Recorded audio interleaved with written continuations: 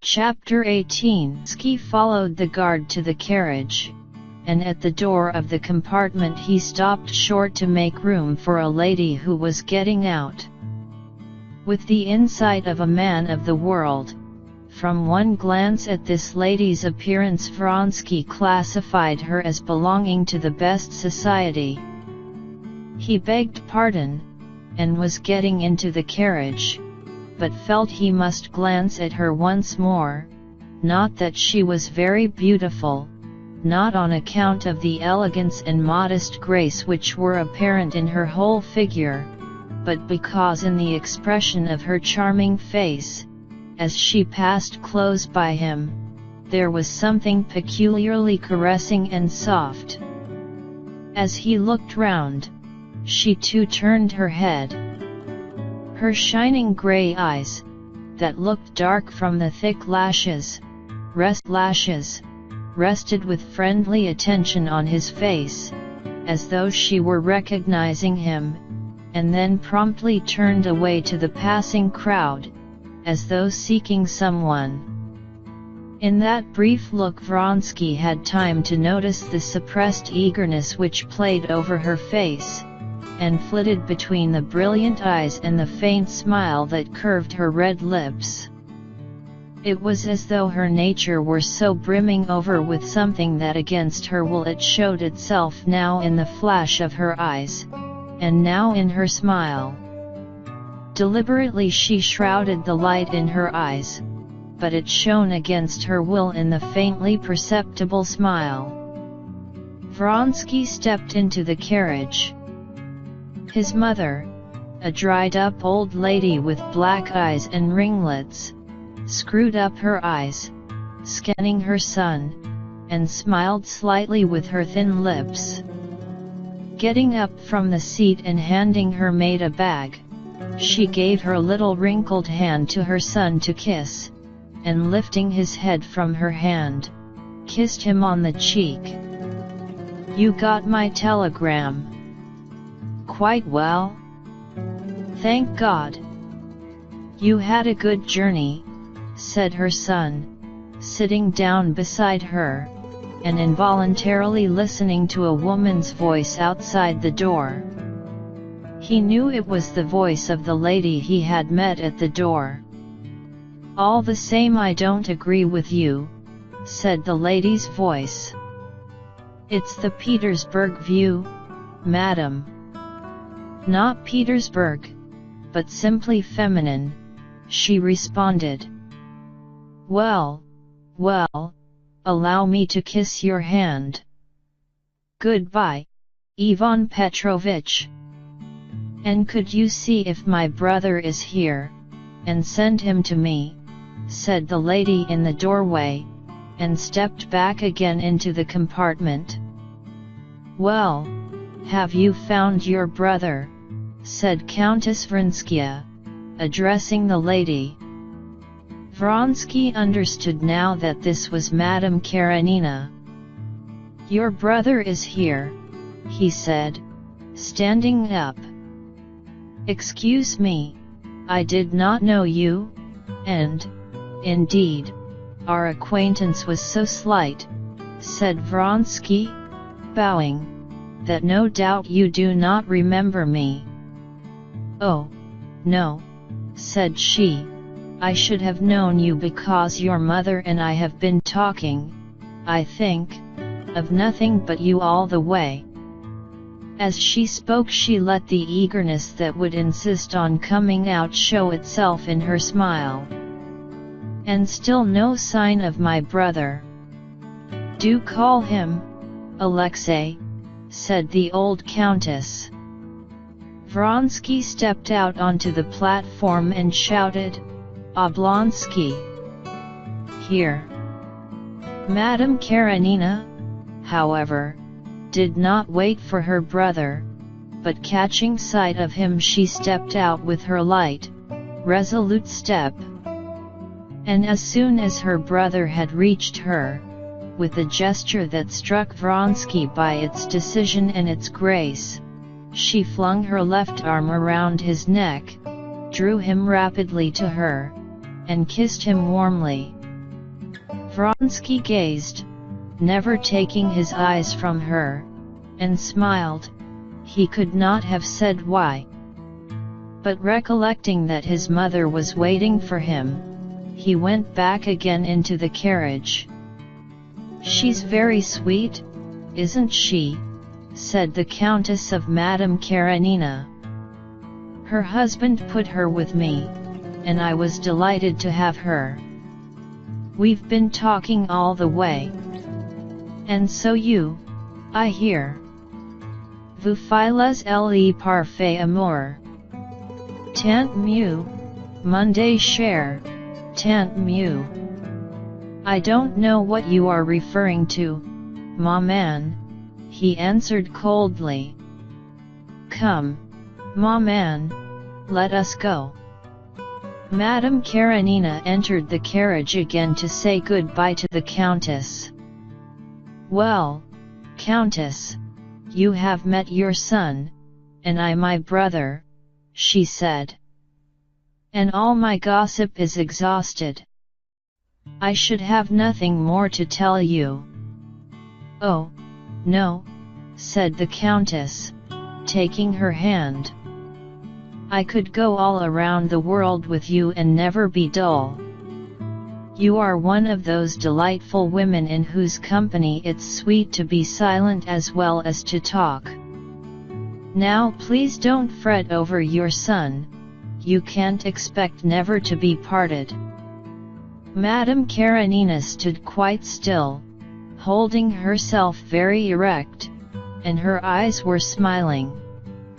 "Anna Arkadyevna," the Countess said in explanation to her son, "has a little son 8 years old, I believe, and she has never been parted from him before, and she keeps fretting over leaving him." "Yes, the Countess and I have been talking all the time, I of my son and she of hers," said Madame Karenina, and again a smile lighted up her face, a caressing smile intended for him. "I am afraid that you must have been dreadfully bored," he said, promptly catching the ball of coquetry she had flung him. But apparently she did not care to pursue the conversation in that strain, and she turned to the old Countess. "Thank you so much. The time has passed so quickly. Goodbye, Countess." "Goodbye, my love," answered the Countess. "Let me have a kiss of your pretty face. I speak plainly, at my age, and I tell you simply that I've lost my heart to you." Stereotyped as the phrase was, Madame Karenina obviously believed it and was delighted by it. She flushed, bent down slightly, and put her cheek to the Countess's lips, drew herself up again, and with the same smile fluttering between her lips and her eyes, she gave her hand to Vronsky. He pressed the little hand she gave him, and was delighted, as though it's something special, by the energetic squeeze with which she freely and vigorously shook his hand. She went out with the rapid step which bore her rather fully developed figure with such strange lightness. "Very charming," said the Countess. That was just what her son was thinking. His eyes followed her till her graceful figure was out of sight, and then the smile remained on his face. He saw out of the window how she went up to her brother, put her arm in his, and began telling him something eagerly, obviously something that had nothing to do with him, Vronsky, and at that he felt annoyed. "Well, ma man, are you perfectly well?" he repeated, turning to his mother. "Everything has been delightful. Alexander has been very good, and Marie has grown very pretty. She's very interesting." And she began telling him again of what interested her most, the christening of her grandson, for which she had been staying in Petersburg, and the special favor shown her elder son by the Tsar. "Here's Lavrenti," said Vronsky, looking out of the window. "Now we can go, if you like." The old butler, who had traveled with the Countess, came to the carriage to announce that everything was ready, and the Countess got up to go. "Come, there's not such a crowd now," said Vronsky. The maid took a handbag and the lapdog, the butler and a porter the other baggage. Vronsky gave his mother his arm, but just as they were getting out of the carriage several men ran suddenly by with panic-stricken faces. The station master, too, ran by in his extraordinary colored cap. Obviously something unusual had happened. The crowd who had left the train were running back again. "What? What? Where?" "Flung himself. Crushed," was heard among the crowd. Stepan Arkadyevich, with his sister on his arm, turned back. They too looked scared, and stopped at the carriage door to avoid the crowd. The ladies go in, while Vronsky and Stepan Arkadyevich followed the crowd to find out details of the disaster. A guard, either drunk or too much muffled up in the bitter frost, had not heard the train moving back, and had been crushed. Before Vronsky and Oblonsky came back, the ladies heard the facts from the butler. Oblonsky and Vronsky had both seen the mutilated corpse. Oblonsky was evidently upset. He frowned and seemed ready to cry. "Ah, how awful!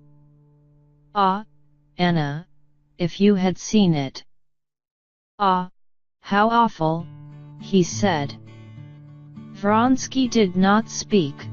His handsome face was serious, but perfectly composed. "Oh, if you had seen it, Countess," said Stepan Arkadyevich. "And his wife was there. It was awful to see her. She flung herself on the body. They say he was the only support of an immense family. How awful! Couldn't one do anything for her?" said Madame Karenina in an agitated whisper. Vronsky glanced at her, and immediately got out of the carriage. "I'll be back directly, ma man," he remarked, turning round in the doorway. When he came back a few minutes later, Stepan Arkadyevich was already in conversation with the Countess about the new singer, while the Countess was impatiently looking towards the door, waiting for her son. "Now let us be off," said Vronsky, coming in. They went out together. Vronsky was in front with his mother. Behind walked Madame Karenina with her brother. Just as they were going out of the station master overtook Vronsky. "You gave my assistant 200 rubles. Would you kindly explain for whose benefit you intend them?" "For the widow," said Vronsky, shrugging his shoulders. I should have thought there was no need to ask. You gave that? Cried Oblonsky, behind, and, pressing his sister's hand, he added, very nice, very nice. Isn't he a splendid fellow? Goodbye, Countess. And he and his sister stood still, looking for her maid. When they went out, the Vronskys' carriage had already driven away. People coming in were still talking of what happened. What a horrible death, said a gentleman, passing by. They say he was cut in 2 pieces. On the contrary, I think it's the easiest instantaneous, observed another.